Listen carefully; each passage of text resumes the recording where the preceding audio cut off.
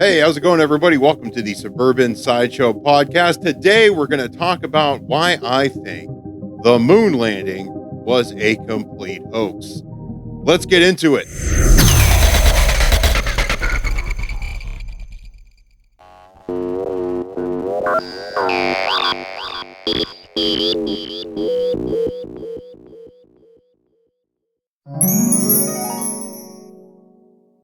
Hey, everybody, welcome to the Suburban Sideshow podcast. We are back with another episode. We are back with another episode, and today we're talking about why I believe the moon landing to be a complete hoax. When I say moon landing, I'm referencing the famous Apollo 11 mission to the moon and why I think it is a complete fraud. And there are amazing implications, if you will, on why I think this is true.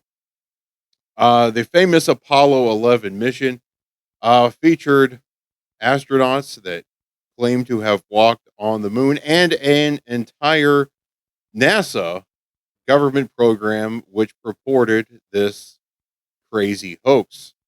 Do I think it is possible to send a spacecraft and people to the moon? Yes, I completely do, which is why I believe that the moon landing was a complete work of fiction. It's very important for us to understand. I'm not going to go through all of the evidence. There is tons of evidence you can find online.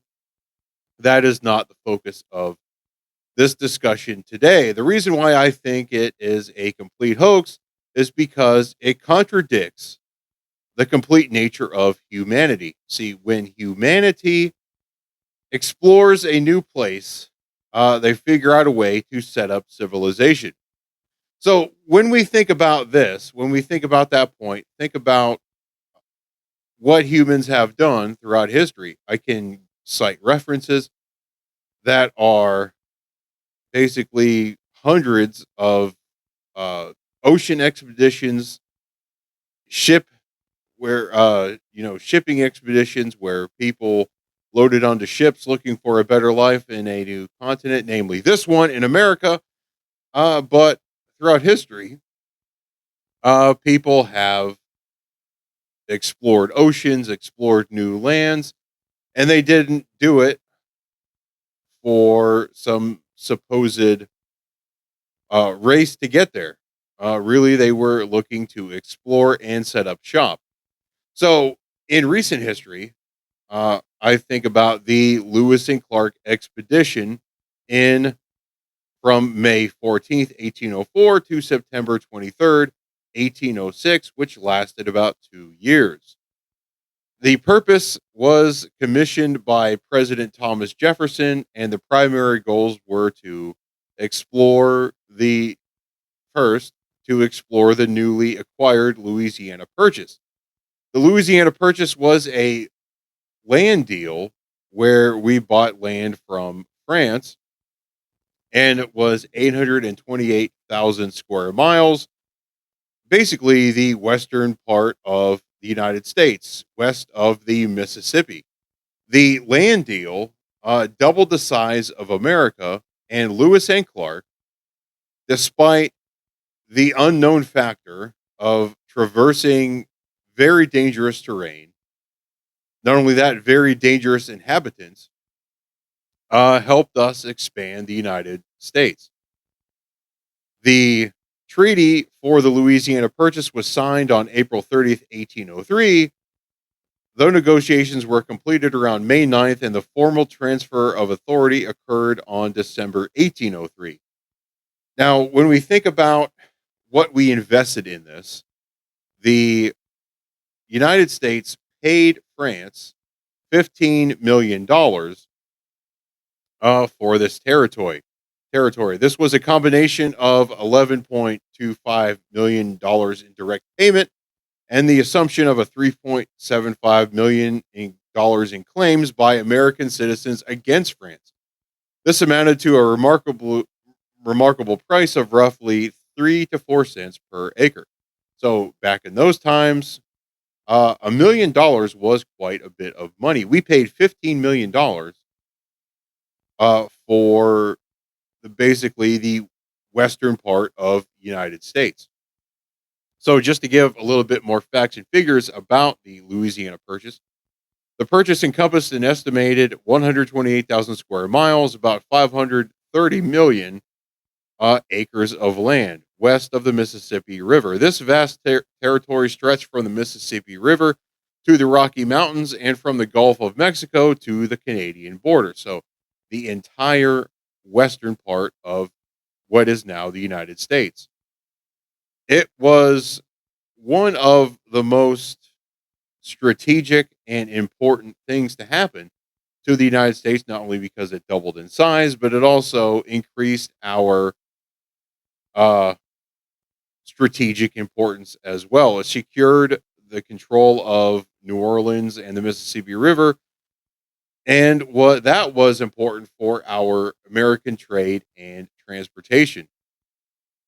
Now, this is where it gets into what I'm talking about. It created the impulse for westward expansion. It fueled the concept of what we called manifest destiny and opened up immense opportunities for settlement, agriculture, and resource development. Um, so when we signed the Louisiana Purchase, it basically gave us an entire western part of the United States territory, which we have not explored. So then we enter into Lewis and Clark and their expedition. Not only was it to explore the territory that we agreed upon from Louisiana Purchase, but it was to find a practical water route to the Pacific Ocean, or what we consider the Northwest Passage, although they ultimately proved it didn't exist as a continuous waterway. We were also to establish trade networks with Native American tribes, collect scientific data on the wildlife and the plants and the geology and geography of all of these Western territories. So not only was the Lewis and Clark expedition important for trade, but we were seeking to learn as much as we can about the rest of this country that we acquired from the Louisiana Purchase. The two key figures uh, were Meriwether Lewis. This was Jefferson, Jefferson's personal secretary, chosen to lead the expedition, and William Clark. He was an experienced frontiersman and map maker, co-leader of the expedition. So we had President Jefferson's personal assistant and an experienced tracker, and that would be able to co-lead the expedition. Um, when we come across all of these Native American tribes, we needed someone to translate. We needed someone to just say, "Hey, listen, we've acquired this land from France, and it is now our land, and so we are going to want to communicate to the Native Americans." So then another critical person was Sacagawea.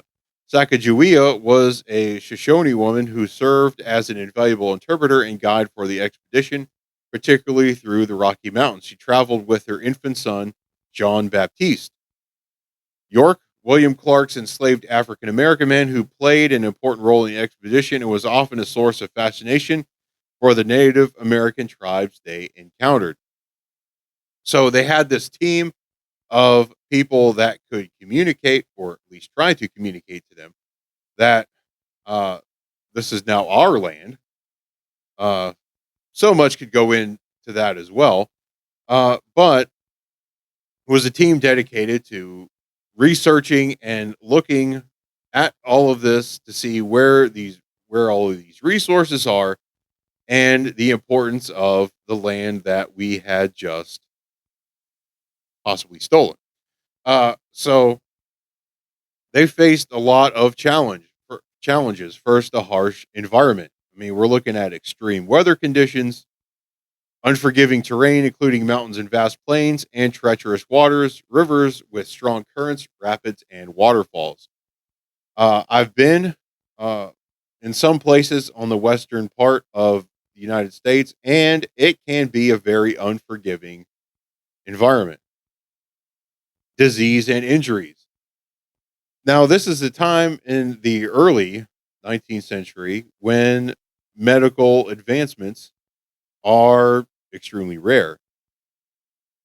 If you died, or if you got sick or hurt, it was quite a bit of a problem to get you to a place of safety, or in fact, most people would have just died.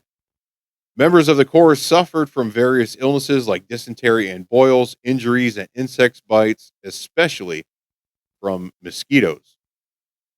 Food scarcity. Hunger was a recurring problem, particularly during the arduous crossing of the Rocky Mountains. It was difficult to find food, so that put a strain on this mission. Native American encounters. This is possibly one of the most dangerous things that you can hope to encounter at this time. While generally peaceful, there was some tense moments and even one violent incident with the Paig and Blackfeet, where two Blackfeet were killed.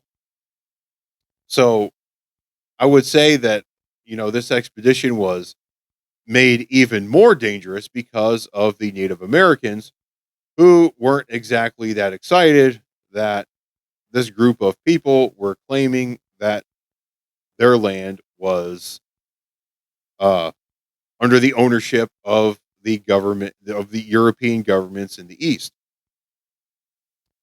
Now, there are some major accomplishments and discoveries with this expedition. First, there was mapping. They produced important maps of the upper Missouri River and its tributaries, significantly adding to geographic knowledge of the continent.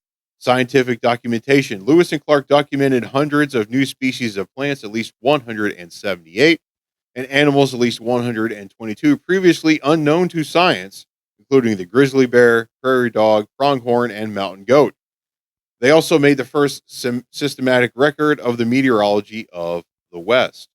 So it was Lewis and Clark that we have to thank for the discovery of the frightening grizzly bear. It strengthened U.S. claims. The expedition strengthened the United States claims to the Pacific Northwest, particularly the areas that would become Oregon and Washington. Peaceful relations. They achieved a remarkable record of peaceful cooperation with most of the Native American tribes they encountered, inspiring westward expansion. The expedition generated significant American interest in the fur trade and westward expansion, paving the way for future exploration and settlement. Remarkable journey. The Corps of Discovery traveled over 8,000 miles in less than 2.5 years, with only one member of the party lost, likely due to appendicitis. The final cost of the expedition was around $38,000. So, when we think about the exploration of the moon and why I think it is a complete hoax, just consider all of the facts and the interest surrounded just the Lewis and Clark expedition. We acquired a large piece of land, and so we sent people to an unknown and hostile environment to go explore this land because we wanted to populate it. We wanted to imperialize it. We wanted to expand American territory into the West. And they sent a team of people, a very small team of people, to understand the environment, understand the resources, understand the people that live there, the wildlife and the plant life and the water life. Understand all of the valuable resources that we gained in this Louisiana purchase. So when it comes to the moon landing, when it comes to what it is that we were doing or what the government was attempting to tell the American people we were doing, it just doesn't make any sense with what we do as Americans. So, in contrast to us spending an enormous amount of money acquiring this land from France and tens of thousands of dollars to just send people there. Maybe it would be $100,000 in today's money. Uh, the cost estimates for sending people to the moon multiple times, allegedly, was way well into over $300 billion.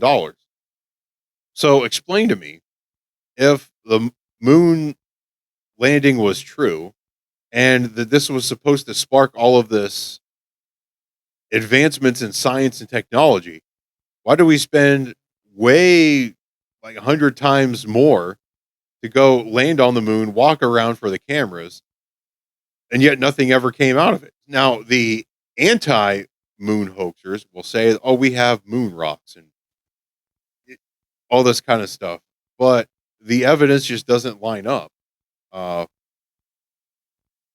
the moon rocks idea sounds like snake oil to me, in a way to sell it on the fact that we went to the moon when in fact we didn't. There's a great movie out there, Fly Me to the Moon, and they paint the picture that yes, we recorded a moon landing in case the video feed didn't work. But this just doesn't make any sense to me. Why would we spend all of this time uh, with big time Hollywood movie director Stanley Kubrick in order to film all of these things to create the environment of the moon in a Hollywood studio? Uh, if we made all these technological advancements in going to the moon, it just doesn't make any sense. Because when humans do something, we like to go there, explore it, and then keep doing it, keep producing exploration. But history or tradition will record that we went to the moon on several occasions. But it's amazing how there is very little high quality video evidence, and we haven't even done it ever since.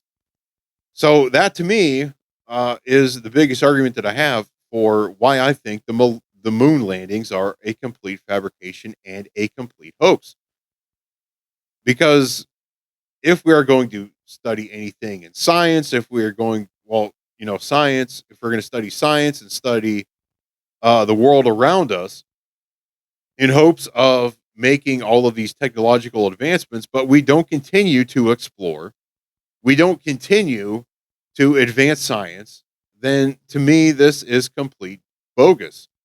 It's complete bogus because if we're going to understand science, understand how science works and how we do science, we understand science by exploring the world around us based upon the observable world around us. Science does not occur in a vacuum. We observe, we make predictions, hypotheses, and then we propose theories. And then eventually we propose laws. So science is done by what we call induction. We observe the world around us and we bring to the table, bring to our scientific method what it is based, what we think based upon what we have observed in the past. So all I'm doing here is doing good solid science. All I'm doing is observing the fact that humans by nature are conquerors. Humans by nature go to an unexplored land and seek to conquer it. That's what funded all of the shipping expeditions in history, was the fact that we were going to send somebody on a ship in a time when people thought you would fall off the edge of the earth uh, by the ocean to go and look for resources, look for people, because ultimately these imperialistic societies, the crowns, the kings, the queens, all wanted to expand their territory, wanted to expand their influence.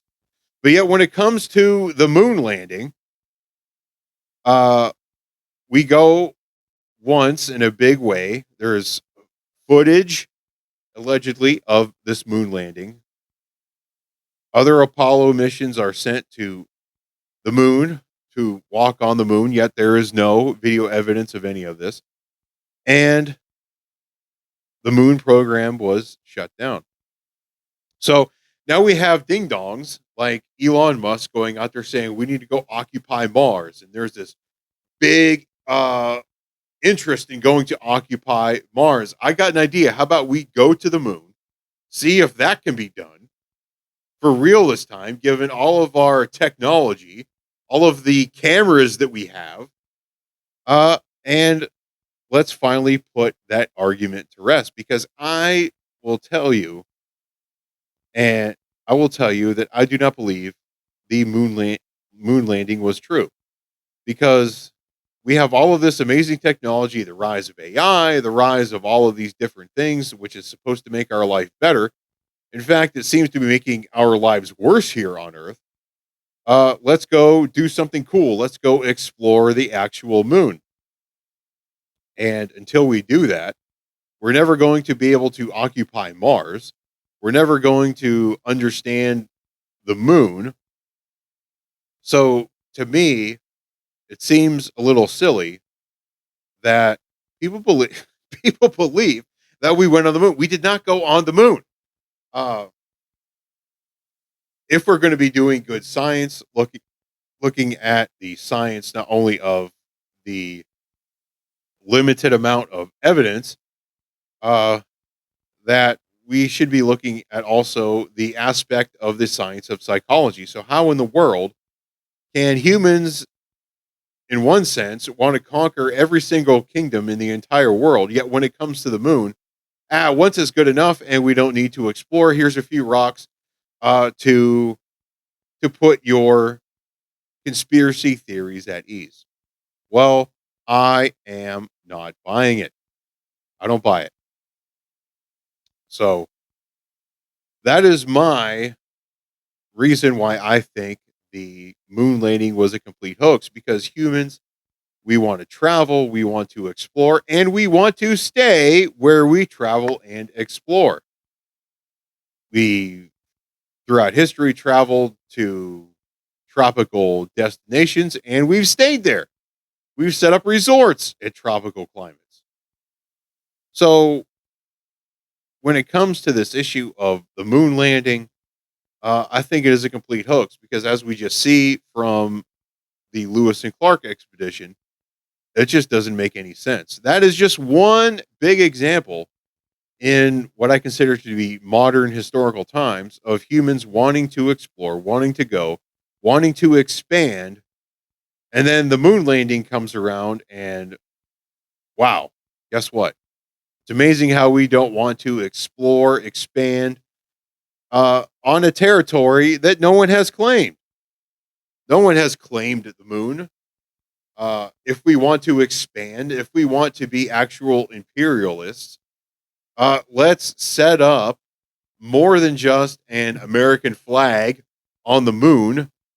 Take a few steps, say a couple things that is a motivational bumper sticker. Let's go there. Let's occupy the moon. Let's set up something there as a great base for scientific research. So, and until we do any of that, that's why I think that the moon landing is a complete hoax.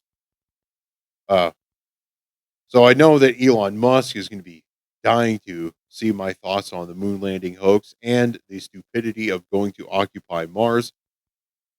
So let's occupy the moon. We've allegedly have been there before. I think we stand a greater chance of occupying the moon because we've been there before. We understand the climate. We are experts on the moon climate, on what's there. So I think that's where we should start our exploration into space. So, with that said, this has been another episode of the Suburban Sideshow podcast. Please like and subscribe to my YouTube channel on Rumble as well. Don't forget to follow me on Facebook, Instagram, TikTok. I have an X account. I rarely post there, but follow me on your favorite social media platform so that you can stay up to date on my latest and upcoming appearances so you can see me live. Also, if you are having a bad day, maybe you need a laugh, please don't forget to send me a message. I will respond. Hopefully, you guys have a great week. Until next week, this is Gamble the Clown, and this has been an episode of the Suburban Sideshow Podcast. We'll see you later.